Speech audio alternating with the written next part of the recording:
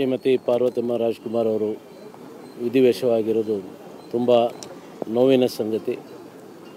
ಈಗಾಗಲೇ ಹೇಳಿದಾಗೆ ಪ್ರತಿ ಗಂಡಿನ ಯಶಸ್ಸಿನ ಹಿಂದೆ ಒಬ್ಬ ಮಹಿಳೆ ಇರ್ತಾಳೆ ಅನ್ನೋದಕ್ಕೆ ಡಾಕ್ಟರ್ ರಾಜ್ಕುಮಾರ್ ಅವರ ಸಂಪೂರ್ಣ ಯಶಸ್ಸಿನ ಹಿಂದೆ ಅವರಿಗೆ ಬೆನ್ನೆಲುಬಾಗಿ, ಅವರ ಕುಟುಂಬಕ್ಕೆ ಬೆನ್ನೆಲುಬಾಗಿ, ಅಷ್ಟೇ ಅಲ್ಲ ಕರ್ನಾಟಕದ ಕನ್ನಡ ಚಿತ್ರರಂಗಕ್ಕೆ ಬೆನ್ನೆಲುಬಾಗಿ ದೊಡ್ಡ ಬಂಡಿ ಅಂತಿದ್ದ ಶ್ರೀಮತಿ ಪಾರ್ವತಮ್ಮ ಡಾಕ್ಟರ್ ರಾಜ್ಕುಮಾರ್ ಅವರು ವಿಧಿವಶ ಆಗಿರೋದು ತುಂಬ ನೋವಿನ ಸಂಗತಿ.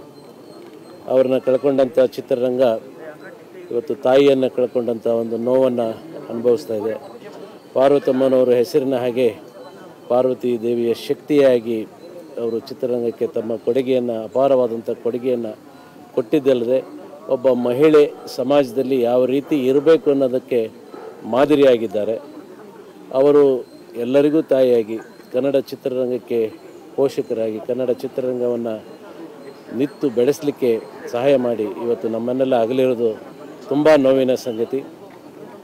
ಅವರ ಆತ್ಮಕ್ಕೆ ಆ ಭಗವಂತ ಶಾಂತಿಯನ್ನು ಕೊಡಬೇಕು.